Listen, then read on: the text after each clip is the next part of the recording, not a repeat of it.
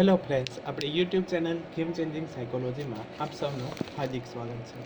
આજના વિડીયોમાં આપણે પ્રોબેશન ઓફિસર તેમજ જે વિદ્યાર્થીઓનું મનોવિજ્ઞાન છે એવા વિદ્યાર્થીઓ માટે યુજીસી નેટ અને જીસેટ માટે અગત્યનો વિડીયો સાબિત થશે. એ ઉપરાંત ટેટ ટાટ અને પીએસઆઈની પરીક્ષામાં કેટલીક વખત મનોવિજ્ઞાનના પ્રશ્ન પૂછાય છે, તો એની ચર્ચા કરીશું.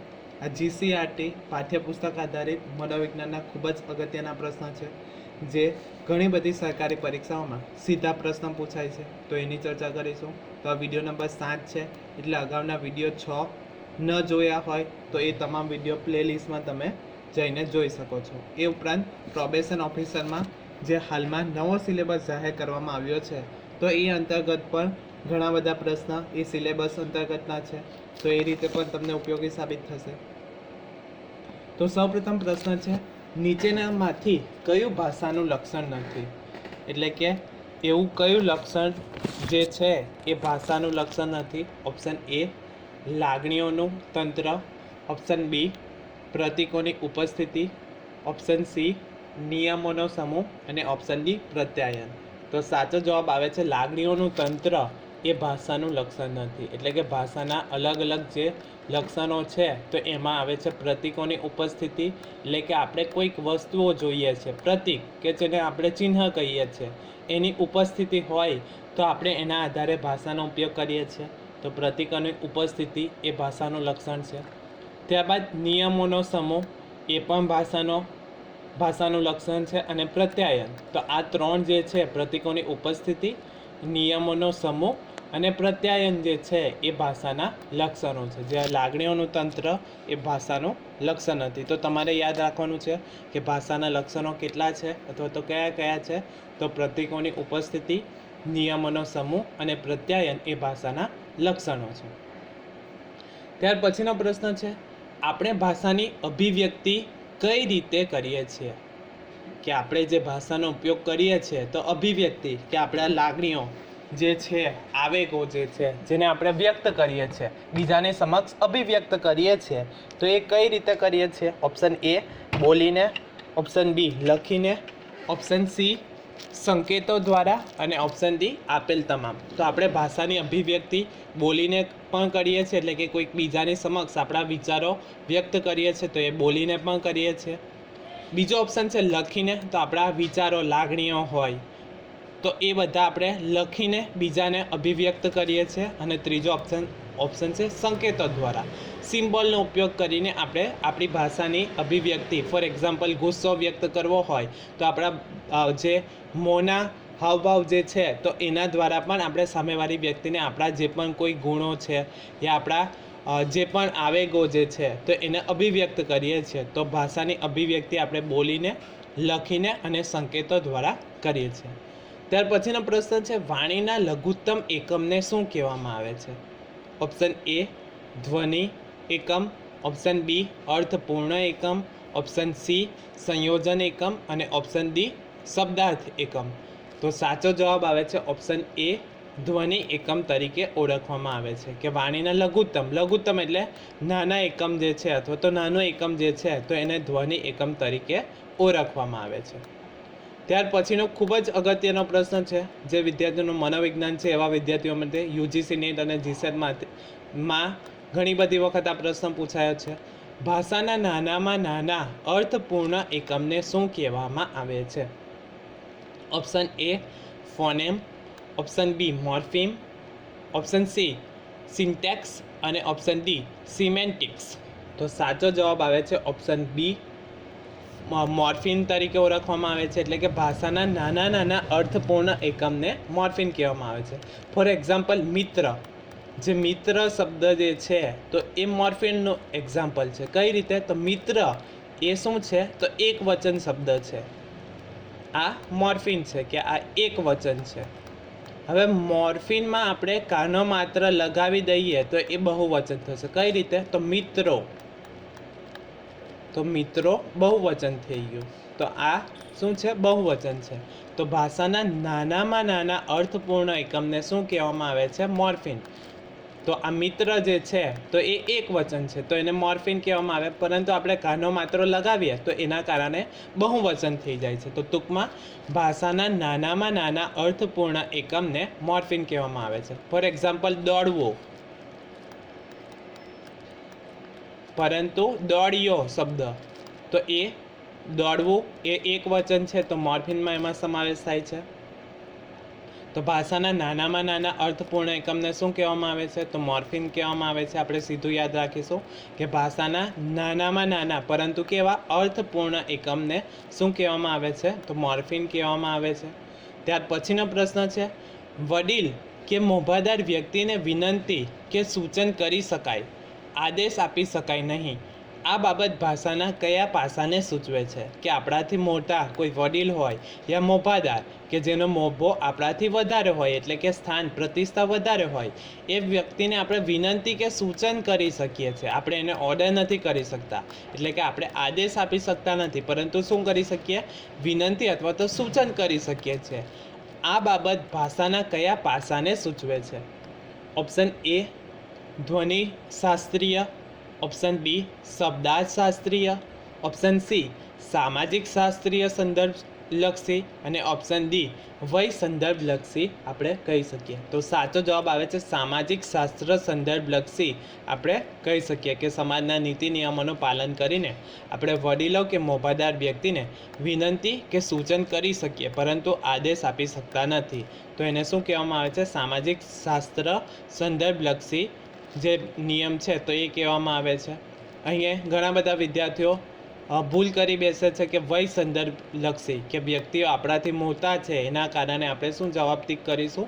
વય સંદર્ભલક્ષી. પરંતુ સાચો જવાબ શું આવે છે? ઓપ્શન સી સામાજિક શાસ્ત્રીય સંદર્ભલક્ષી. આપણે એ પાસાને જે સૂચવે છે તો એને શું કહેવામાં આવે છે? સામાજિક શાસ્ત્ર સંદર્ભલક્ષી કહેવામાં આવે છે. ત્યાર પછીનો પ્રશ્ન છે, વાણી વિકાસનો વાતાવરણ સિદ્ધાંત કોણે આપ્યો હતો? આ પણ આઈએમપી પ્રશ્ન છે, ઘણી બધી વખત પ્રશ્ન પૂછાઈ શકે છે. વાણી વિકાસનો વાતાવરણ સિદ્ધાંત કોના દ્વારા આપવામાં આવ્યો છે? Option A BF Skinner, option B Noam Chomsky, option C Jean પિયાજે અને ઓપ્શન ડી બેન્જામિન લી વોફ. તો સાચો જવાબ આવે છે ઓપ્શન એ BF સ્કિનર દ્વારા વાણી વિકાસનો વાતાવરણ સિદ્ધાંત આપવામાં આવ્યો હતો. હવે તમારા માટે પ્રશ્ન છે, BF સ્કિનરે કયો પ્રયોગ કર્યો હતો, એટલે કે એ પ્રયોગનું નામ શું છે અને જે પ્રયોગ કરવામાં આવ્યો હતો એ કયા પ્રાણી ઉપર કરવામાં આવ્યો હતો? જો તમે એ જાણતા હોય તો કમેન્ટ બોક્સમાં કમેન્ટ કરી શકો છો. ઓલરેડી આપણે આની વિસ્તૃત ચર્ચા કરી છે, એટલે જો તમે અગાઉના વિડીયો જોયા હશે તો પણ તમને આવડી જશે. તો આ અગત્યનો પ્રશ્ન છે, વાણી વિકાસનો વાતાવરણ સિદ્ધાંત કોના દ્વારા આપવામાં આવ્યો હતો? તો BF સ્કિનર દ્વારા આપવામાં આવ્યો હતો. ત્યાર પછીનો પ્રશ્ન છે, કયા મનોવૈજ્ઞાનિકનું માનવું છે કે વિચાર ભાષાને ઘડે છે? એટલે કે કયા મનોવૈજ્ઞાનિકોનું માનવું છે કે વિચાર ભાષાને ઘડે છે? ઓપ્શન એ લેવ વાયોવ્સ્કી, option B Noam Chomsky, option C Jean પિયાજે અને ઓપ્શન ડી બેન્જામિન લી વોફ. તો સાચો જવાબ આવે છે ઓપ્શન સી જીન પિયાજેના મતે વિચાર ભાષાને ઘડે છે એવું એમના દ્વારા કહેવામાં આવ્યું હતું. હવે તમારા માટે ફરી એક પ્રશ્ન છે, જીન પિયાજે દ્વારા કયો સિદ્ધાંત આપવામાં આવ્યો હતો, અથવા તો જીન પિયાજે મનોવિજ્ઞાનમાં શામાં પોતાનો ફાળો આપ્યો હતો? આ પણ આપણે વિસ્તૃત ચર્ચા કરી છે. જો તમે એ વિડીયો અગાઉના જોયા હશે તો એ તમને આવડશે. ત્યાર પછીનો પ્રશ્ન છે, સંકેતો કે સંદેશાઓને મોકલવાની અને ઝીલવાની પ્રક્રિયા એટલે શું? કે આપણે જે કોમ્યુનિકેશન કરીએ છીએ, વાતચીત કરીએ છીએ, તો એમાં સંકેતો કે સંદેશાઓને મોકલવાની અને ઝીલવાની પ્રક્રિયા એટલે શું? ઓપ્શન એ વાણી, ઓપ્શન બી ભાષા, ઓપ્શન સી પ્રતિપુષ્ટિ અને ઓપ્શન ડી પ્રત્યાયન. તો સાચો જવાબ આવે છે પ્રત્યાયન કહેવામાં આવે છે. જે આપણે કોમ્યુનિકેશન કરીએ છીએ ત્યારે સંકેતો કે સંદેશાઓને મોકલવાની, એટલે કે આપણે કોઈક વ્યક્તિને સંદેશો મોકલીએ છીએ અને ઝીલવાની જે પ્રક્રિયા થાય છે તો એને પ્રત્યાયન કહેવામાં આવે છે. ટૂંકમાં આપણે આપણા પોતાના જે બે વ્યક્તિઓ સાથે વાતચીત કરતા હોઈએ તો પોતાના વિચારોનું આદાન પ્રદાન જે કરીએ છીએ તો એને શું કહેવામાં આવે છે? તો પ્રત્યાયન કહેવામાં આવે છે. આ પણ અગત્યનો પ્રશ્ન છે. ત્યાર પછીનો પ્રશ્ન છે, કયા પ્રકારના પ્રત્યાયનમાં ભાષાના સંકેતો નહીં પરંતુ અન્ય સંકેતોનો ઉપયોગ કરવામાં આવે છે? એટલે કે એવું કયું કોમ્યુનિકેશન છે કે જેમાં ભાષાના સંકેતોનો નહીં પરંતુ અન્ય સંકેતોનો ઉપયોગ કરવામાં આવે છે? ઓપ્શન એ અશાબ્દિક પ્રત્યાયન, ઓપ્શન બી સરળ પ્રત્યાયન, ઓપ્શન સી શાબ્દિક પ્રત્યાયન અને ઓપ્શન ડી જટિલ પ્રત્યાયન. તો સાચો જવાબ આવે છે ઓપ્શન એ અશાબ્દિક પ્રત્યાયન કહેવામાં આવે છે. એટલે કે જેમાં શબ્દનો ભાષાનો આપણે ઉપયોગ કરતા નથી, અન્ય સંકેતો સિમ્બોલનો ઉપયોગ કરીએ છીએ, તો એને અશાબ્દિક પ્રત્યાયન કહેવામાં આવે છે. કે આપણા ફેસના હાવભાવ પરથી આપણે કોઈક વ્યક્તિને સંદેશો મોકલીએ, એટલે કે સામેવાળી વ્યક્તિ આપણા ચહેરાના હાવભાવથી સમજી જાય તો એને શું કહેવામાં આવે છે? તો અશાબ્દિક પ્રત્યાયન તરીકે ઓળખવામાં આવે છે. ત્યાર પછીનો પ્રશ્ન છે, અશાબ્દિક પ્રત્યાયનને અન્ય કઈ બાબત તરીકે પણ અભ્યાસ થાય છે? ઓપ્શન એ મનની ભાષા, ઓપ્શન બી મનની વાતચીત, ઓપ્શન સી શરીરની ભાષા અને ઓપ્શન ડી વર્તનની ભાષા. તો આ પણ અગત્યનો પ્રશ્ન છે કે અશાબ્દિક પ્રત્યાયન જે છે, તો અશાબ્દિક પ્રત્યાયનમાં અન્ય કઈ બાબતોની પણ અભ્યાસ થાય છે? મનની ભાષા, ઓપ્શન બી મનની વાત, ઓપ્શન સી શરીર ભાષા અને ઓપ્શન ડી વર્તનની ભાષા. તો સાચો જવાબ આવે છે ઓપ્શન સી શરીરની ભાષા તરીકે ઓળખવામાં આવે છે. તો આ પણ અગત્યનું છે. હવે જોઈએ પ્રત્યાયનના તબક્કાઓ અથવા તો પ્રતિમાન. જે વિદ્યાર્થીઓનું મનોવિજ્ઞાન છે એવા વિદ્યાર્થીઓ માટે ખૂબ જ અગત્યનું છે કે પ્રત્યાયનના તબક્કા જે છે તો એ અગત્યના છે. કે સૌપ્રથમ આપણે જે વાતચીત કરીએ છીએ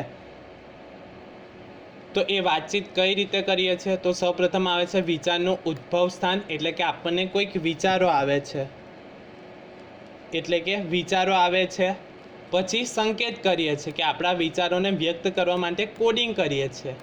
ત્યાર પછી તૈયાર થયેલા સંદેશા એટલે કે મેસેજ. ત્યાર પછી માધ્યમોનો ઉપયોગ કરવામાં આવે છે કે મીડિયમ, કે કઈ રીતે આપણે સંદેશો મોકલવો છે, કે આપણે લેટર લખવો છે, બોલવું છે, કઈ રીતે કરવો છે, તો એનો ઉપયોગ કરવામાં આવે છે. મેલ કરવો છે કે વોટ એવર. ત્યારબાદ વિસંકેતન કરવામાં આવે છે, ડીકોડ, કે આપણે જે સંકેત કર્યું છે, કોડિંગ કર્યું છે, હવે જે વ્યક્તિને સંદેશો મળશે તો એ વ્યક્તિ એના આપણે જે વિચારો છે એને વાંચશે, એટલે કે એનું ડીકોડ કરશે. પછી સંદેશાનો ગ્રાહક રિસીવર આવશે અને પછી પ્રતિપુષ્ટિ, કે જે આપણે વિચારો એ સામેવાળી વ્યક્તિએ વાંચ્યા છે તો એનો જવાબ આપશે, તો એને પ્રતિપુષ્ટિ કહેવામાં આવે છે. તો આ તબક્કા ખૂબ જ અગત્યના છે. વિચારોનું ઉદ્ભવ સ્થાન, સંકેતાંકન, તૈયાર થયેલા સંદેશાઓ. ત્યારબાદ આવે છે માધ્યમોનો ઉપયોગ, ત્યારબાદ વિસંકેતન, સંદેશાનો ગ્રાહક અને પ્રતિપુષ્ટિ. તો આ અગત્યનું છે. આશા રાખું છું કે તમને આ વિડીયોમાં સમજ પડી ગયા છે. અને જો તમને આ વિડીયો પસંદ પડ્યો હોય તો વધુમાં વધુ લાઈક કરો, શેર કરો અને અમારી ચેનલને સબસ્ક્રાઈબ કરો. Thank you.